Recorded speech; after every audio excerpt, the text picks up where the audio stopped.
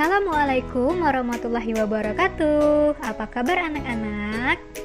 Di pertemuan kedua ini, kita akan melanjutkan materi tentang pencemaran lingkungan. Topik yang akan kita bahas adalah upaya mengatasi pencemaran lingkungan. Nah, di antara kalian, apakah sudah ada yang pernah mendengar atau mengetahui bagaimana cara untuk mengatasi pencemaran lingkungan? Jika belum, nah, berikut cara mengatasinya. Perhatikan baik-baik ya. Pada pertemuan sebelumnya, kita sudah mempelajari macam-macam pencemaran lingkungan. Yang pertama, ada pencemaran air. Berikut adalah cara atau mengatasi dari pencemaran air. Yang pertama, mengolah limbah industri sebelum dibuang ke perairan. Yang kedua, tidak membuang sampah sembarangan. Yang ketiga, tidak membuang sisa pestisida ke perairan. Yang keempat, secara rutin membersihkan perairan. Dan kelima, menggunakan sabun serta deterjen yang dapat terurai di lingkungan. Sabun dan deterjen merupakan bahan yang sering digunakan di rumah tangga. Oleh sebab itu, bahan penyusun dari sabun serta deterjen harus diperhatikan ya. Nah, harus memilih sabun dan deterjen yang komposisinya mudah terurai di lingkungan, ramah di lingkungan, sehingga tidak menjadi salah satu faktor pencemaran air. Selanjutnya ada pencemaran tanah. Cara mengatasinya adalah yang pertama, membuang sampah sesuai dengan golongannya. Sampah terdiri dari sampah organik dan anorganik. Sampah organik adalah sampah yang mudah terurai, sedangkan anorganik adalah sampah yang sulit terurai. Oleh sebab itu, sebelum membuang sampah, kita harus memilah-milahnya terlebih dahulu. Nah, selanjutnya adalah menggunakan sampah organik sebagai pupuk kompos. Nah, itulah tadi kenapa kita membutuhkan memilah-milah sampah. Sedangkan untuk sampah anorganik dapat didaur ulang kembali menjadi barang yang lebih bermanfaat, yang dapat digunakan kembali. Selanjutnya, cara untuk mengatasi pencemaran tanah adalah mengurangi penggunaan pestisida buatan, mengolah limbah industri sebelum dibuang ke lingkungan, dan melakukan penyuluhan kepada masyarakat mengenai pencemaran lingkungan.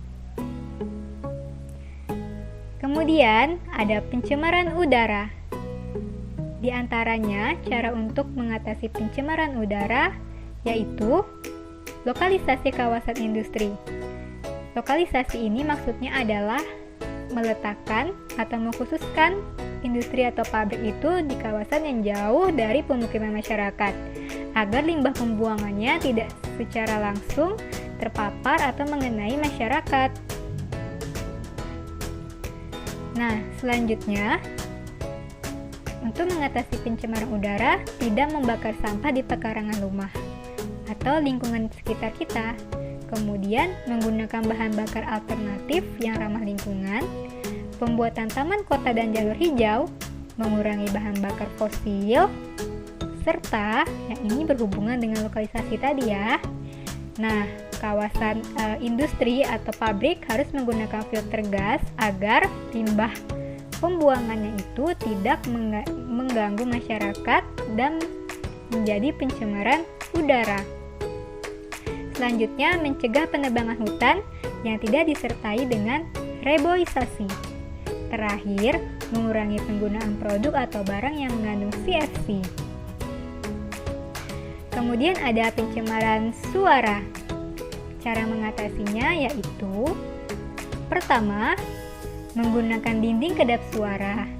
Nah, dinding kedap suara ini berfungsi agar aktivitas di dalam ruangan tidak terdengar oleh orang-orang di luar ruangan ataupun sebaliknya. Orang dalam ruangan tidak akan mendengar aktivitas di luar ruangan. Itulah fungsi dari dinding kedap suara.